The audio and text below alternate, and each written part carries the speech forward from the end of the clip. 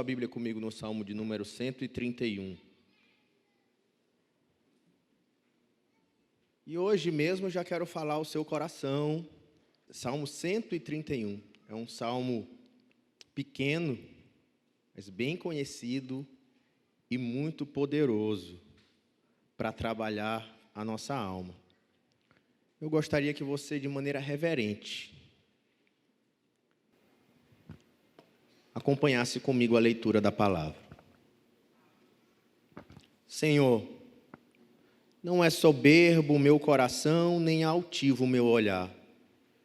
Não ando à procura de grandes coisas, nem de coisas maravilhosas demais para mim. Pelo contrário, fiz calar e sossegar a minha alma, como uma criança desmamada se aquieta nos braços de sua mãe. Como essa criança é minha alma para contigo. Espera, ó Israel, no Senhor, desde agora e para sempre. Estamos diante do rei Davi, homem forte, poderoso, soberano sobre uma nação que conquistou muitos outros povos em volta, falando do seu coração, lidando com o seu coração. E nesse salmo a gente aprende uma lição preciosa sobre a importância de termos um coração humilde e dependente de Deus. Mas nós vivemos numa época onde humildade não é uma das características mais desejadas até. Nós vivemos uma época onde queremos tanto ser vistos, curtidos, compartilhados, reconhecidos. E para isso, será que nós mostramos, por exemplo, nas redes sociais, quem realmente nós somos? Somos uma geração que faz tudo para aparecer. Tudo por um like. Queremos mostrar muitas vezes como somos inteligentes, felizes, amados, divertidos. Queremos nos admirar e ser admirados. Nos amamos como Narciso. Você conhece a história de Narciso? Narciso é um conceito da psicanálise que vem desse conto antigo da Grécia, de um homem que admirava extremamente, exageradamente a sua própria imagem. E ele acaba nutrindo uma paixão por si mesmo. Eu acho que tem tudo a ver com o que a gente vê em muitas das redes sociais. Tem gente que a sua rede social grita: eu me amo, eu não posso mais viver sem mim, né? E Narciso, alguém que ele olhou, olhando no rio, ele olhava refletida a sua própria imagem. E ele achava a sua própria imagem linda. Ele olhava no leito do rio, um jovem belo. Mas um dia, ele despertou o amor de uma ninfa. Essa ninfa se chamava Eco. Mas Narciso rejeitou o amor dessa mulher, dessa ninfa. E por isso, ela o condenou, ela o amaldiçoou a apaixonar-se pela sua própria imagem refletida na água. Narciso, que já admirava a sua imagem, da próxima vez que ele vai beber água e olha, ele é tomado por tanta paixão por si mesmo, que acaba se jogando na água para pegar a sua paixão, a sua imagem, e acaba cometendo suicídio, morrendo afogado. Será se nós não somos uma geração de muitos narcisistas, muitos narcisos, que estão se matando por se amar demais, amar a sua própria imagem? Enganamos a nós mesmos, mostrando o quão felizes, o quão bonitos nós somos. Tentamos enganar os outros com uma felicidade de um clique, de um segundo. Pessoas tímidas, de repente fazem lindos sorrisos que ficam eternizados no feed, mas que um segundo depois o sorriso acabou, a timidez voltou, ela voltou a ser quem ela é de fato, não quem ela aparece nas redes sociais. E até mesmo os religiosos muitas vezes são assim. Nós queremos mostrar o quanto nós somos bons. Na nossa rede social, cada discipulado é um clique, cada evangelismo é um clique, cada cesta básica é um clique. E assim ele vai mostrando para o mundo todo o quão espiritual, quão de Deus eu sou. Nós somos uma geração que precisa aprender a lidar com o seu próprio coração. O nosso excesso de amor, orgulho, arrogância, ambição desenfreada. E nós estamos com um homem que tinha todos os motivos aqui, Davi, para ser assim, arrogante. Para ser vaidoso ao extremo. Por amar demais a sua posição, o seu papel. Mas como Davi lida com o seu próprio coração? Como os reis lidam com seus próprios corações? Você conhece alguém que era uma pessoa simples, mas foi só pegar um cargo qualquer e ele ficou super arrogante? Alguém conhece assim, não? Ah, vocês riram todo mundo, é porque todo mundo deve conhecer alguém assim, né? Imagina alguém que vira rei. Vou dar um exemplo, antes da gente, para preparar o nosso coração, para ver o coração de Davi. Você lembra de Saul, quando virou rei? Saul era ninguém. Saul era o menor, era o mais tímido, humilde. Ele era alto, mas assim, ele era humilde, tímido da sua tribo. Ele não queria ser rei, mas quando ele vira rei, vocês lembram quando Davi começa a surgir e as pessoas começam a cantar assim: Saul matou a milhares. Coisa boa matar milhares, né? Mas eles continuavam a música dizendo: mas Davi matou dezenas de milhares. O que aconteceu com o coração de Saul? O coração de Saul se amargurou. Saul, ele se indignou e começou a ser tomado de tanto ciúme, porque ele não era o mais exaltado entre o povo de Israel, que ele começou a tentar matar Davi. Você lembra como Saul lidou quando o profeta chegou atrasado? Era a luta contra os outros povos, era a luta contra os filisteus. Ele estava esperando, Samuel chegou, Samuel não chegou. Ele disse: não, vamos fazer, eu mesmo faço sacrifício. Ele não precisa de Samuel, não. Me traz aí os carneiros, que eu mesmo vou resolver isso. Que arrogância, quem era ele? Para se colocar no papel do sacerdote, por tamanha impaciência, por esperar aquele que Deus designou. Vocês lembram dele quando Deus mandou ele aniquilar o povo dos amalequitas? Ele falou: não traz boi, não traz despojo, não traz nada, acaba tudo. Quando eles voltam, Samuel escuta o balido dos bois. Ele diz assim: mas Deus não mandou acabar com tudo lá? Aí ele: não, eu raciocinei melhor. Eu fiz foi trazer os bois para sacrificar para Deus. Samuel diz assim: mas rebelde, Deus não te pediu isso, você se acha mais inteligente que Deus. Arrogante. Davi depois assume o poder, agora ele é rei. E ele escreve essa canção, que era cantada nesses cantos de peregrinação. E nesse momento, onde o rei Davi começa a cantar, nós vamos aprender duas grandes lições sobre o coração. O primeiro é ter um coração humilde, versículo 1.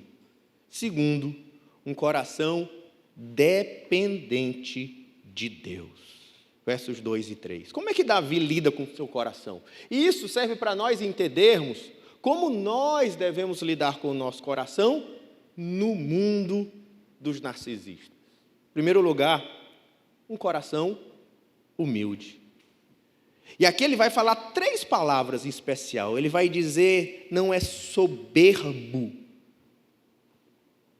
Não é soberbo o meu coração, nem altivo o meu olhar. Não ando à procura de coisas grandes, nem de coisas maravilhosas demais para mim. 3 coisas que Davi começa a se esvaziar na presença de Deus: orgulho, arrogância e ambição.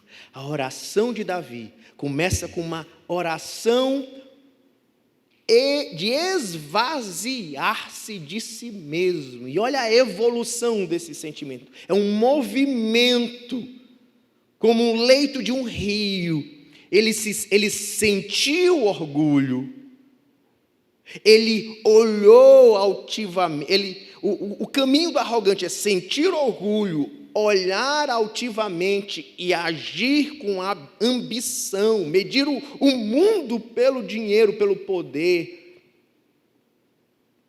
Mas Davi está disposto a andar no caminho contrário ao caminho do orgulho, da soberba e da ambição. Porque, como diz o livro de Provérbios, mas é resumido por Tiago, Deus se opõe aos orgulhosos, mas concede graça aos humildes. Tiago 4:6. E ele ainda vai dizer, o Senhor Jesus falando sobre o orgulho vai dizer, e eu lhes asseguro, a não ser que vocês se convertam e se tornem como crianças, jamais entrarão no reino dos céus. Portanto, quem se faz humilde como essas crianças, este é o maior no reino dos céus. O chamado de Jesus é o chamado para aqueles que lidam com seu coração, se esvaziando do orgulho, da arrogância, da ambição, e se tornando como crianças no seu colo, humildes diante dele.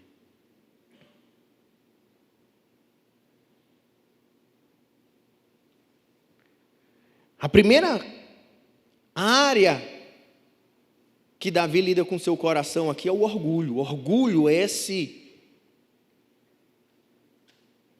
o sentimento próprio daquele que tem um conceito exagerado de si mesmo, um sentimento de prazer, de satisfação no seu próprio valor, na sua própria honra. É um sentimento egoísta, de autoadmiração pelos seus próprios méritos. É um excesso de amor próprio. O orgulhoso é alguém que tem um contentamento muito grande a respeito do seu próprio eu, um excesso de autoconfiança. E o que um orgulhoso precisa pensar, é o que faz Davi refletir, é quem é você? Cuidado para não ser orgulhoso. Cuidado para não ficar arrogante. Ficar orgulhoso, arrogante e ambicioso vai te colocar em rota de colisão com Deus. O orgulhoso é aquele que não reconhece os seus erros, ele não aceita a repreensão, ele faz tudo para ser chamado a atenção. Aparentemente, não é porque ele não quer desagradar ou decepcionar as pessoas, ele não quer reconhecer os seus erros porque ele é arrogante, ele não quer passar pela humilhação de ser corrigido, por isso ele quer fazer tudo certinho. O orgulhoso, ele não pede ajuda, e quando ele pede, normalmente é tarde demais, quando não tem mais volta, quando já caiu, quando já fez o que não devia. Quantos que não já aparecem para o pastor pedindo ajuda para restaurar o casamento quando ele já está aos fiapos? Quando não tem mais jeito, nunca teve a humildade de procurar ajuda no processo. O orgulhoso, ele não pede perdão, ele até pode se arrepender, mas ele não é capaz de expor esse sentimento de arrependimento. É muito humilhante para ele. O orgulhoso não se submete facilmente, porque ele pode até se submeter, mas só para quem tem mais autoridade do que ele. Os orgulhosos, eles gostam da sua independência. Na verdade, o orgulhoso odeia depender de qualquer outro. Ele é livre, ele é poderoso, autossuficiente, até mesmo de Deus para muitos. O orgulhoso quer tudo do seu jeito, porque ele pensa que ele é que sabe o que é melhor. O orgulhoso gosta de opinar em tudo, porque ele não leva desaforo para casa, não hesita em bater de frente para afirmar o que acha que está certo.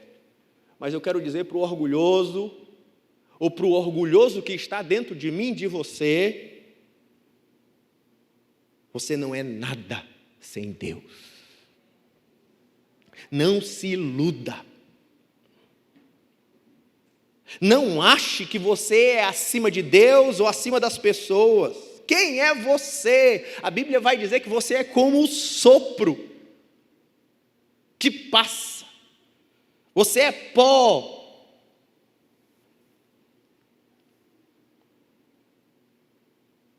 E onde está sua felicidade se não for em Deus? O próprio salmista vai dizer: bem-aventurado aquele que teme ao Senhor e anda nos seus caminhos. Salmo 128, logo atrás. Sim, só há bem-aventurança, só há felicidade nele. Quem somos nós para achar que podemos andar pelas nossas próprias forças? O orgulhoso, ele considera que não precisa de ninguém, muitos, nem mesmo de Deus, ainda que venha para a igreja, mas ele faz tudo do jeito dele. A segunda situação que Davi esvazia é da arrogância. A arrogante agora é a ideia de ser elevado, ser altivo em seu olhar, é como está colocado no texto. É alguém que olha de cima para baixo, alguém que considera-se mais do que os outros. É um orgulho desmedido, petulante. Isso tem tudo a ver agora com como você trata alguém. Como é que você trata o outro? Como é que você olha para as outras pessoas, seja ela quem for, de cima para baixo? O orgulho, ele está no interior. A arrogância é aquilo que a gente consegue ver. Está na face. A arrogância é quando o orgulho se manifesta. Ele age como superior, com desdém. Para ilustrar o que é a arrogância, acontece um diálogo verídico que aconteceu no ano de 1951, registrado nos anais das navegações, entre um navio militar estrangeiro e as autoridades costeiras do Canadá. Próximo ao litoral do Canadá, numa noite de muita neblina, o comandante de um navio avistou uma luz em rota de colisão com ele e o solicitou favor alterar o seu curso 15 graus para o norte, para evitar a colisão com a nossa embarcação. O canadense respondeu de pronto: recomendamos mudar o seu curso em 15 graus para o sul. O comandante ficou irritado e disse: nós somos um navio militar, repito, mude o seu curso.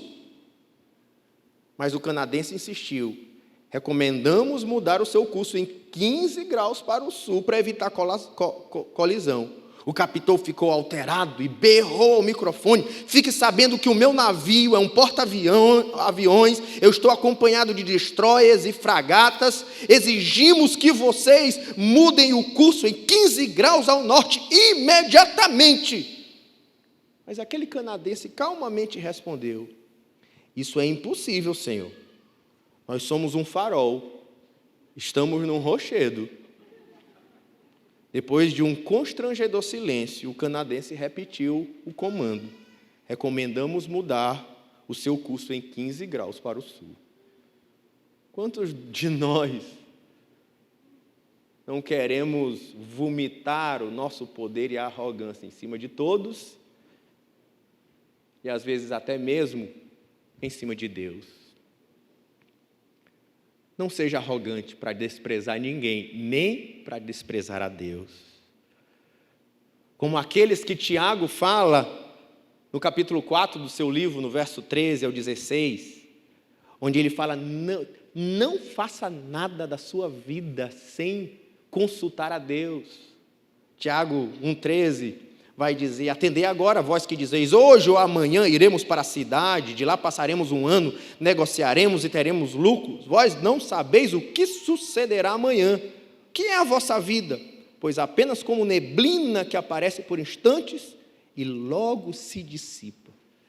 Tiago diz: quem para de fazer planos sobre amanhã? Quem é você? Não sabe que você não tem poder para garantir o seu próximo minuto de vida? Você nem sabe se vai ter um infarto súbito daqui no meio desse culto. Quem é você para ser arrogante em lidar com as decisões da sua vida? Você é apenas como neblina que aparece por distante e se dissipa. Por isso ele diz: não esqueça da sua brevidade, da sua fraqueza, da sua imperfeição. E diz no verso 15: em vez disso, deverias dizer: se o Senhor quiser, nós não só viveremos, como também faremos isso ou aquilo. Afasta.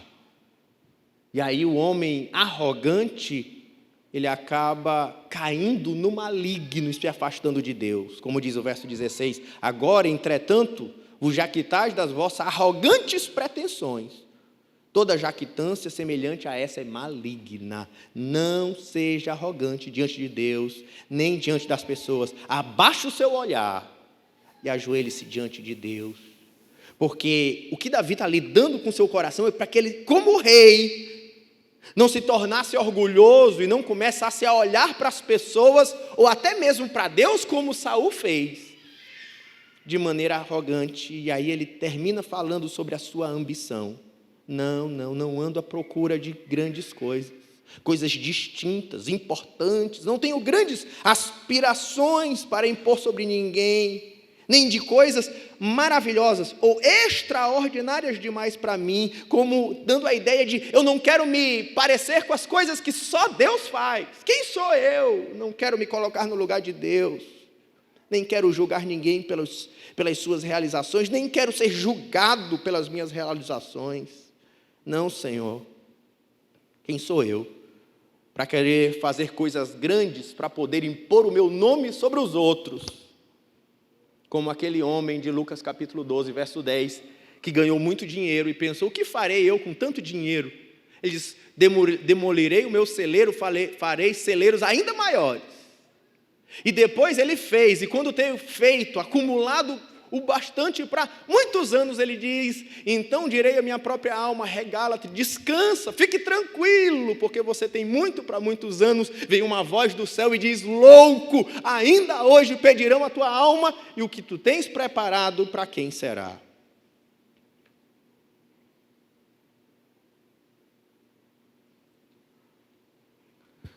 Precisamos ser uma geração que, mesmo com a tentação de amarmos a nossa imagem e o desejo de fama, sucesso, poder, que constrói pessoas orgulhosas, arrogantes, ambiciosas, precisamos lidar com o nosso coração para aprendermos a, mesmo quando Deus nos fizer reis, como fez Davi,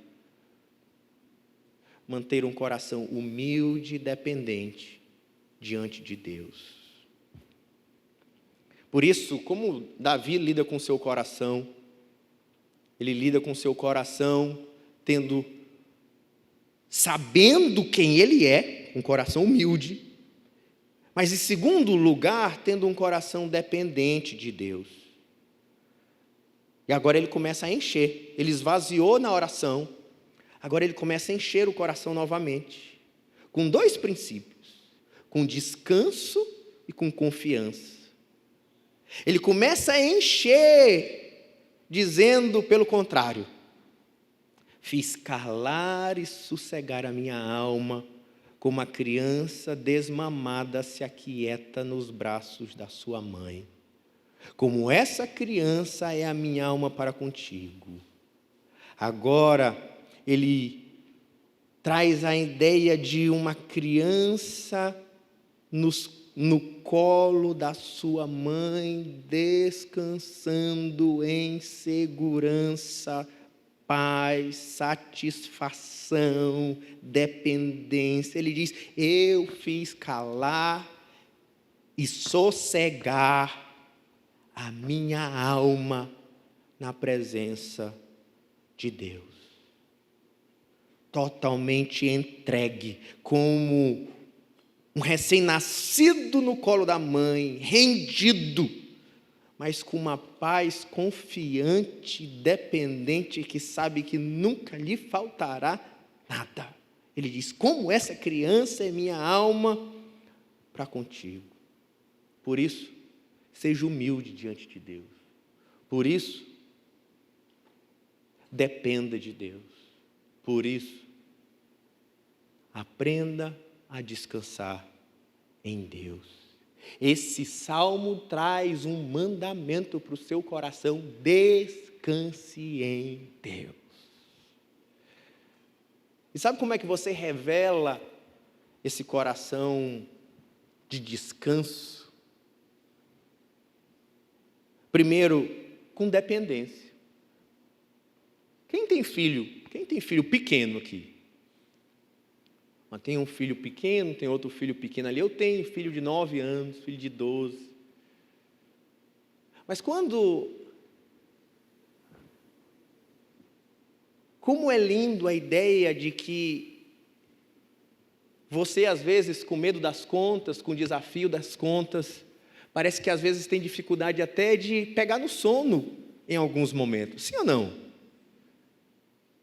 Mas você está com medo do boleto que chegou. Às vezes é até o boleto da escola do menino, que você tem que pagar na semana e não sabe de onde vem. Mas você vai lá no quartinho dela e vê ela como? Ela está como? Oh, meu Deus do céu.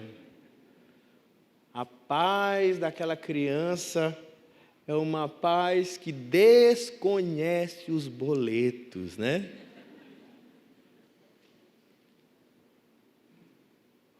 O que Deus está nos dando aqui é que nós precisamos aprender a descansar nele, como o seu filho descansa em você. Você precisa aprender a confiar nele, como o seu filho confia em você. Você precisa aprender a esperar dele, como o seu filho espera de você. Descanse em Deus. E esses sinais de descanso, primeiro é dependência. E como é que a gente vê esses sinais de dependência? Por exemplo, na vida de oração.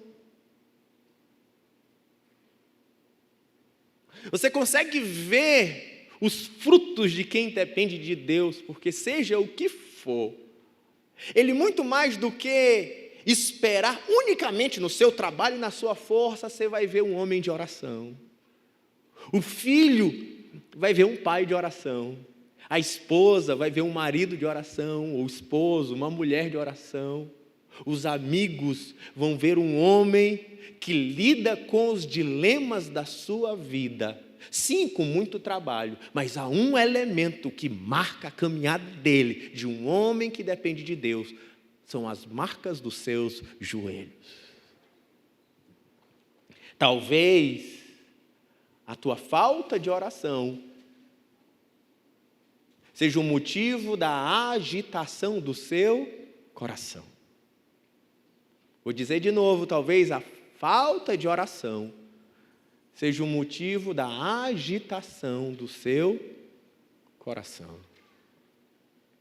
Outro sinal de quem depende de Deus, você vai ver alguém que está buscando a vontade de Deus. Como Deus pensa sobre o meu negócio? Como é que Deus pensa sobre o meu casamento? Como é que Deus pensa sobre a educação dos meus filhos? Ele tem fome pela vontade de Deus. Ele tem fome pela orientação de Deus. Ele é dependente de Deus. E às vezes, qual é a tendência, muitas vezes, dos crentes? Ele olha na Bíblia, algum mandamento que ele aparentemente não concorda muito, e faz como Saul. Deus mandou que ele aniquilasse até os animais dos amalequitas, mas Saul resolveu refletir, dizer, bem, eu não concordo muito bem com a palavra de Deus, eu acho que ele estava um pouco equivocado, eu vou fazer do meu jeito. E quantos de nós não aprenderam a depender de Deus? E o que ele faz? Quando ele vai lidar com o trabalho dele, que ele sabe que a Bíblia dele orienta a fazer de certas maneiras, mas ele diz assim, não, mas eu não vou fazer do jeito de Deus, porque eu acho que Deus está um pouco desatualizado nesse assunto.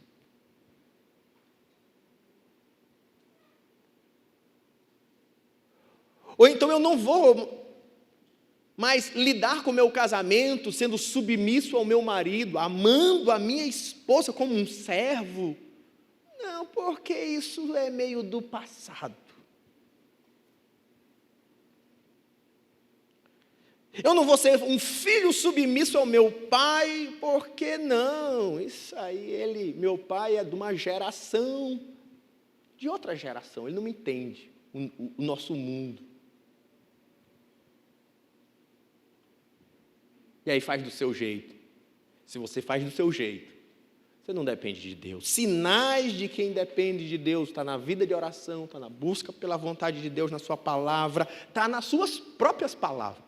A maneira que você olha alguém que depende de Deus, como ele fala. Eu vou fazer isso, eu vou realizar aquilo, porque eu tenho feito tantas coisas. Quando você vai conversar com uma pessoa arrogante, ela fala tanto de si mesmo, né? Você já sentou com alguém que você sai de lá até admirado por ela. Ela te conta das suas realizações, dos seus projetos, dos seus planos, de como tal pessoa importante falou com ela, e papai, quem foi que ligou para ela?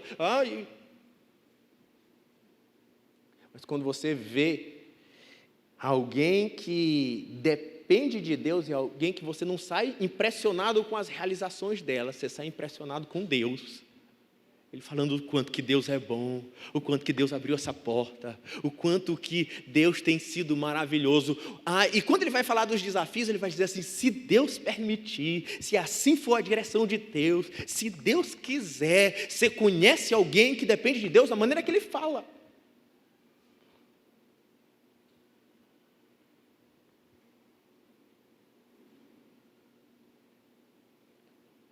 Teve um homem que disse que foi conversar com 2 homens de sucesso para saber qual era o segredo do seu sucesso. 2 homens de Deus. O primeiro, pastor, que ele foi conversar, contou tanto das suas realizações, dos seus projetos, tudo que Deus estava fazendo por meio dele, pela igreja dele, pelo ministério dele. E aquele entrevistador saiu empolgado. Meu Deus, que homem de Deus! Vai dar uma grande entrevista. Eu vou falar de tudo que Deus está fazendo, tudo que esse homem está fazendo, o que a igreja dele está fazendo. Aí ele foi entrevistar o segundo. E o segundo, quando ele sai, ele diz assim, agora eu entendi. Por que esse homem é um homem de Deus? Porque quando ele saiu da entrevista, aquele homem falou tanto de Deus, falou tanto de Cristo, e do que Cristo estava fazendo, de como Cristo era gracioso, de como Deus tinha misericórdia dele, como Deus o amava. Ele viu a diferença daqueles 2 homens e disse, eu saí apaixonado por ele, mas eu descobri que o verdadeiro homem de Deus era o segundo, que ao conversar com ele, eu saí apaixonado por Deus.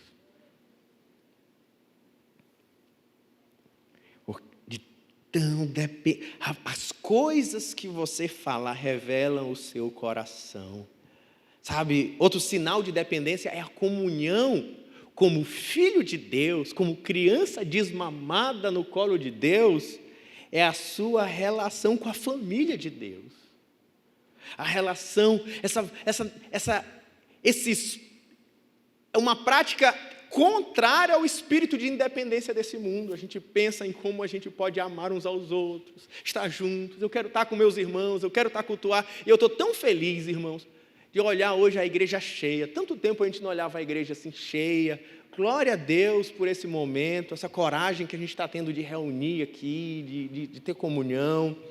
E com toda a segurança, usando as máscaras, distanciamento, álcool gel. Mas fico feliz da gente se ver, sabe por quê? Porque isso revela o quanto quanto nosso coração e o coração da nossa igreja, das nossas ovelhas aqui, ainda dependem de Deus, querem estar junto com os irmãos. Porque tem uma história muito interessante de uma senhora que foi para o médico. Ela estava enferma. E após ter se consultado e sido medicada, seu médico, com a receita de remédios na mão, lhe disse: agora, por 6 meses, repouso absoluto. Não saia de casa. Ela concordou, mas ela respondeu: mas doutor, é que eu sou crente. Como é que vai ser? E a minha igreja, doutor? Aí o médico, muito sabido, protestou, dizendo: olha, irmã, a sua igreja pode passar muito bem sem a senhora. Mas ela retrucou e disse: sim, eu sei. Sou eu que não posso passar muito bem sem a minha igreja. A maneira que você valoriza a Deus, as coisas de Deus, a família de Deus, é sinal do quanto você precisa e depende dEle. Contrário a essa arrogância autossuficiente do mundo de hoje. Em silêncio. Como criança desmamada, ela se aquieta, experimenta paz. O sono do descanso, como é a própria ideia do Salmo em forma geral. Aos seus amados ele dá enquanto dorme. Em paz me deito e logo pego no sono, porque o Senhor me faz repousar seguro.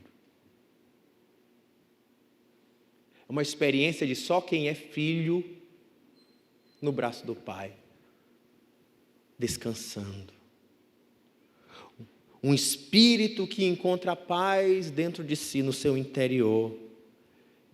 Eu quero dizer para você, no mundo agitado e depressivo de hoje, aquiete a sua alma.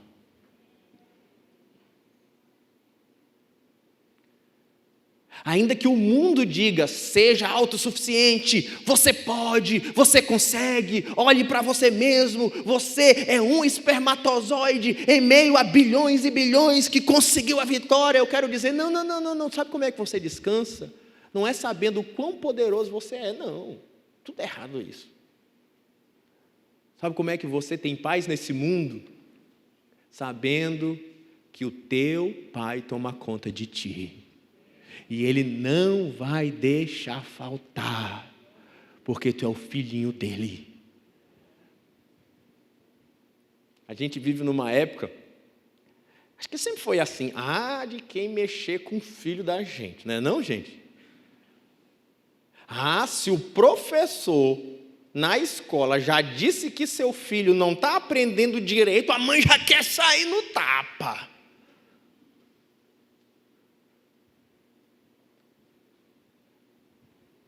Você é o filhinho querido de Deus. O Senhor Jesus disse: não andeis ansiosos por coisa alguma, pelo que haver de comer, beber ou vestir. As aves do céu são alimentadas por mim, os lírios do campo são vestidos por mim, eles não fazem nada. Quanto mais vocês. Descansa no colo do papai. Sente o calorzinho do seio da mãe. Na presença dele, aquieta a tua alma. Como criança desmamada no colo da mãe. Seja uma águia. Sabe como a águia faz em dia de tempestade? A tempestade forte. Inclusive estive visitando Mirador, terra de Ivã, casas devastadas, as pessoas com lágrimas nos olhos, muita pobreza, levando as arrecadações que vocês levantaram, 3 caminhões cheios de arrecadação, e o que a tempestade destruiu. Mas sabe como uma águia lida com a tempestade? Ela voa. Alto, alto, alto, alto, alto, alto. E ela começa a voar acima das nuvens. E ainda que a tempestade esteja devastando tudo, quem anda acima das nuvens não é perturbado por ela. Sabe o que crente faz no dia de tempestade? Ele voa alto na presença de Deus, para encontrar no pico dos montes, acima das nuvens, em Deus, o lugar de paz. Sabe como é que crente vive? Ele não vive fora dos redemoinhos da vida, não. A gente não está isento a ele. A gente fica no meio do redemoinho, no meio do furacão. Porque você sabe que o furacão, quando ele está rodando, as suas extremidades são as partes mais poderosas, mas o meio dele não há nenhum movimento de ar, é o lugar de paz. É assim que o crente vive, no meio, no centro do redemoinho. O mundo está virando de cabeça para baixo, mas Deus cuida de mim, e eu estou em paz. Numa paz que só Jesus pode dar. Deixo-vos a minha paz. Receba essa paz, irmão. A gente fica querendo viver com Cristo muitas vezes com uma experiência para a eternidade, mas é uma experiência da eternidade hoje, quando Jesus nos entregou paz para viver. No meio desse mundo conturbado, o nosso coração não precisa se derreter, e a gente pode viver, porque criança, ela vive em silêncio, ela vive em dependência, aquietando a alma, mas é sem mérito. É sem mérito. Eu vou dar 2 exemplos. O primeiro é do meu filho. Mas meu filho já tem 9 anos. Meu filho tem casa boa, tem comida de primeira qualidade. Não é não, Paulo? Quartinho com ar-condicionado. Videogame, bem lembrado. Outro dia ele ganhou uma motinha. Minha filha de 12, eu e Rossana, quando a gente sai para jantar no fim de semana, a gente olha por cardápio, escolhe pelo lado direito, né? A gente vê, ó, esse dá. Não, meu amor, esse aí não dá, pula para esse, né? Mas minha filha quer sushi. Agora ela descobriu o salmão. É verdade. Mãe, estava com vontade de sair hoje para comer um salmão. Eu digo, vixe.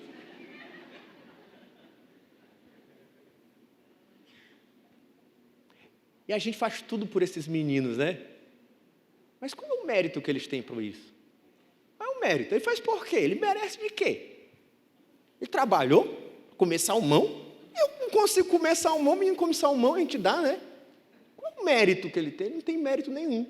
Por que nossos filhos, tem um bebezinho ali, bebezinho no colo da mãe, amamentando. Qual é o mérito que ele tem?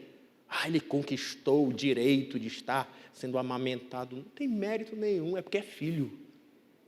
Sabe por que Deus cuida da gente? Não é porque você merece, não. Que merecer mesmo não merece. Eu ainda digo assim, o meu filho tem hora que não merece, não, senhor. Mas te dá porque é filho. E filho tem um amor de aliança inquebrável. Assim sou eu diante de Deus. Não é porque eu mereço, é porque eu sou filho, porque você é filha.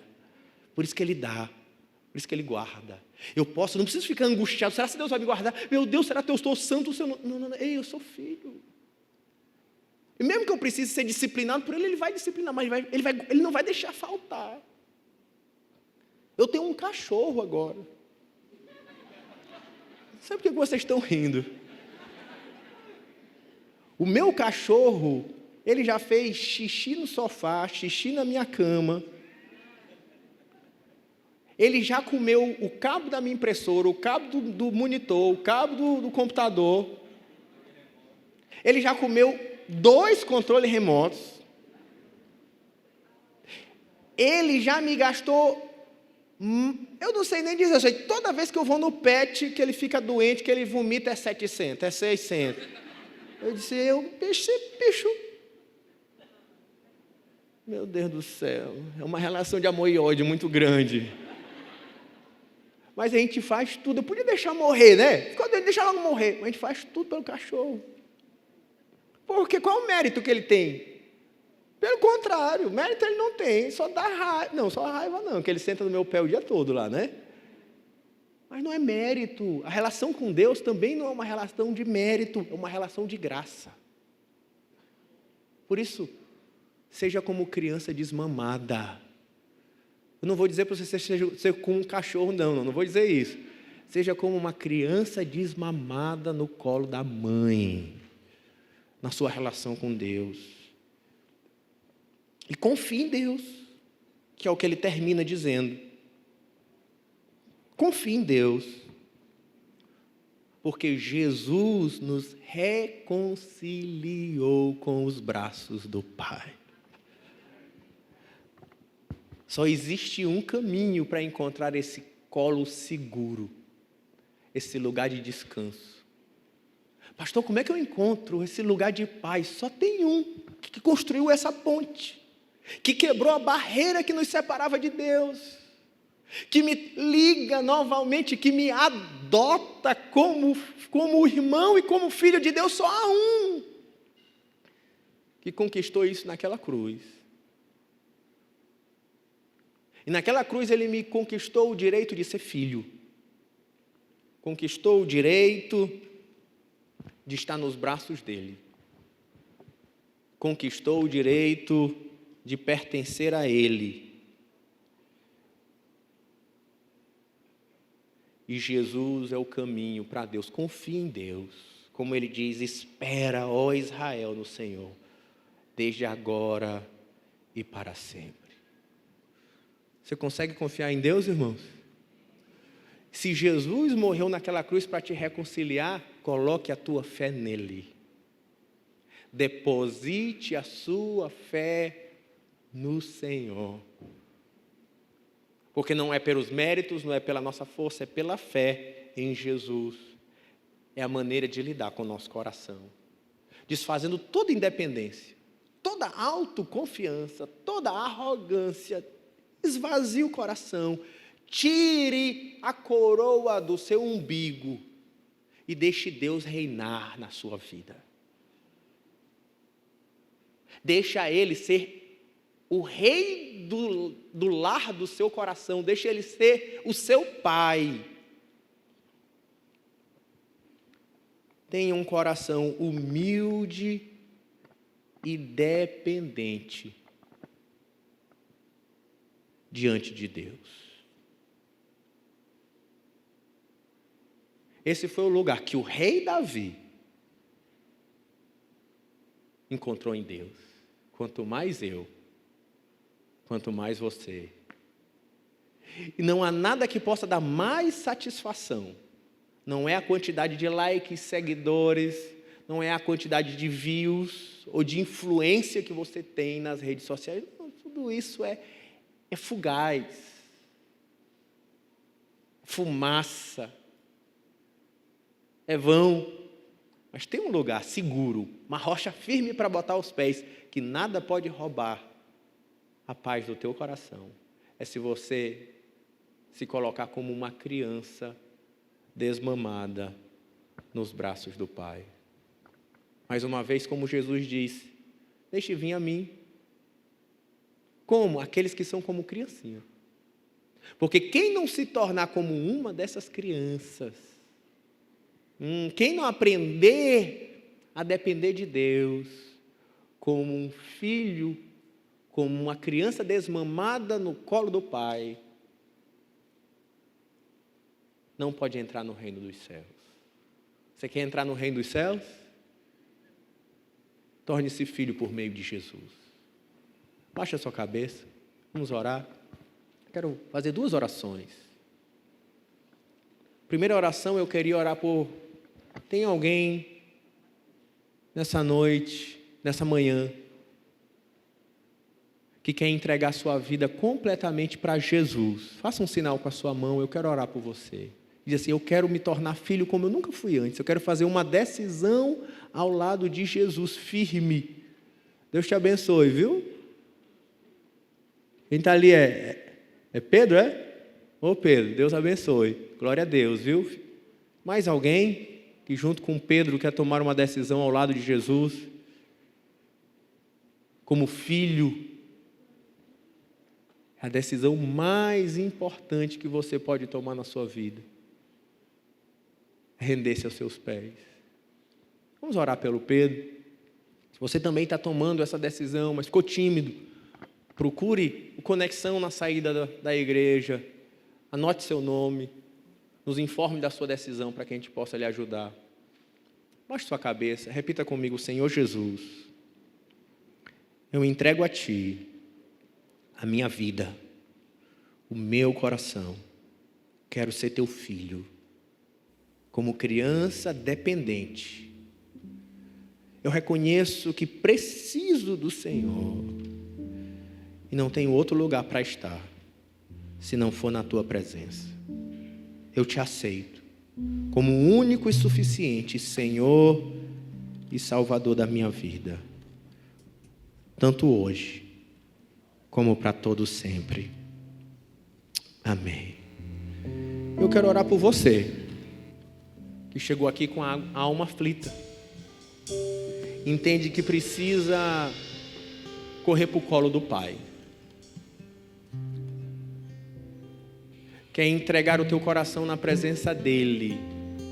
Eu queria convidar você a sair do seu lugar. Vem aqui na frente, eu quero orar por você. Alguém que diz assim: eu tenho, pastor, motivo de oração, eu quero colocar isso na presença de Deus, eu quero ouvir uma resposta de Deus, eu quero orar por você, eu quero orar com você, para que Deus responda as suas orações. Mas eu queria que você saísse do seu lugar. Vem aqui, vamos orar juntos. Você que quer render-se na presença dEle em oração agora e receber dEle refrigério, descanso. Vem descansar na presença do Pai, vem descansar na presença dEle, vem experimentar do seu conforto, da sua graça, da sua paz. Venha permitir que as turbulências do seu coração encontrem mares tranquilos. Vem dizer para a tua alma: fique em silêncio, cala a alma, a gente confia em Deus. Você que vai chegando, comece a orar e entregar o seu motivo de oração na presença dEle. Comece a invocá-lo, comece a apontar cada um dos motivos que te faz chorar, que te faz sofrer, que te angustia.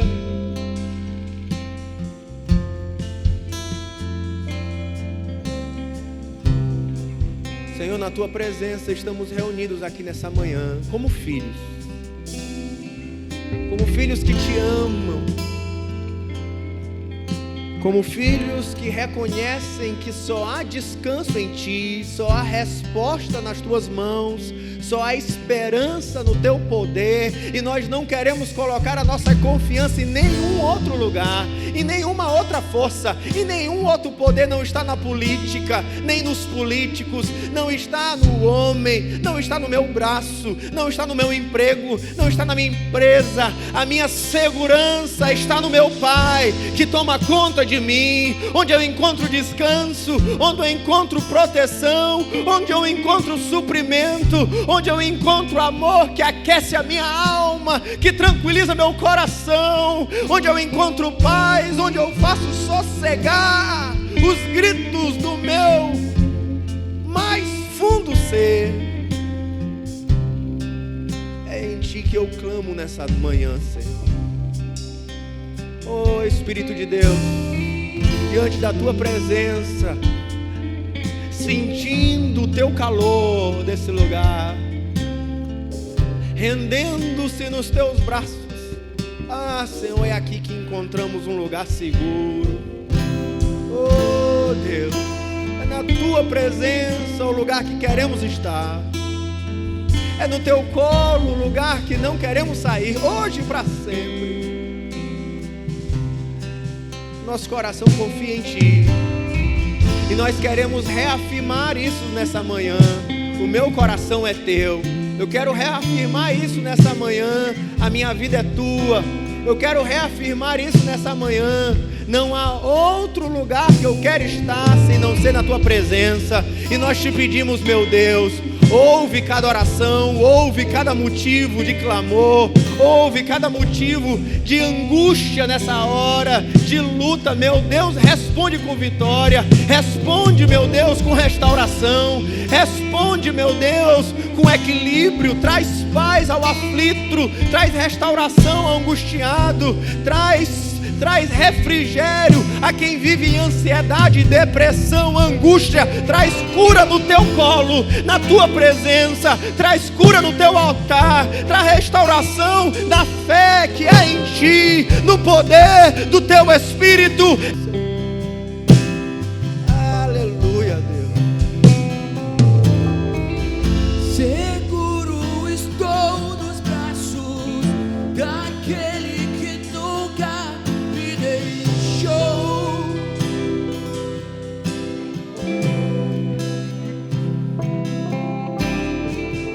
Seu amor perfeito sempre esteve repousado em mim. Se eu passar pelo vale, acharei conforto em teu amor, pois eu sei que és aquele que me guarda, me guarda. Em teus braços é o meu descanso. Em teus braços é o meu descanso. Em teus braços é o meu descanso. Em teus braços é o meu descanso.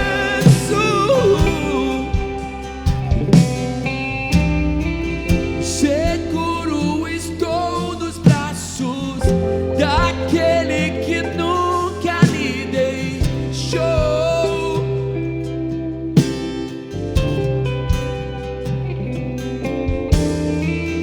Seu amor perfeito sempre esteve repousado em mim. E se eu passar pelo vale,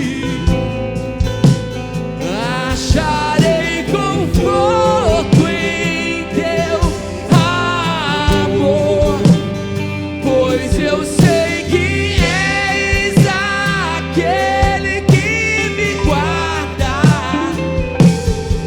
me guarda. Em teus braços é o meu descanso. Em teus braços é o meu descanso. Em teus braços é o meu descanso. Em teus braços é o meu descanso.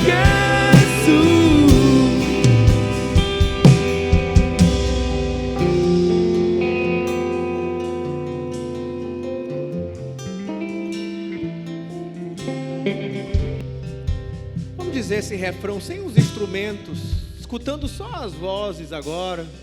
Em teus braços é o meu descanso. Sem os instrumentos.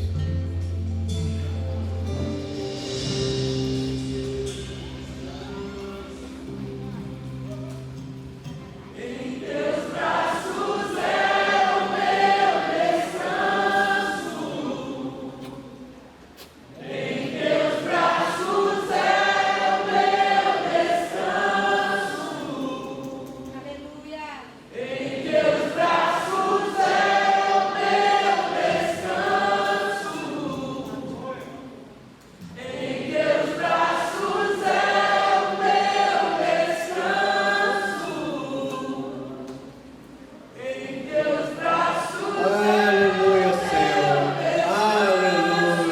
salva de palmas ao Senhor.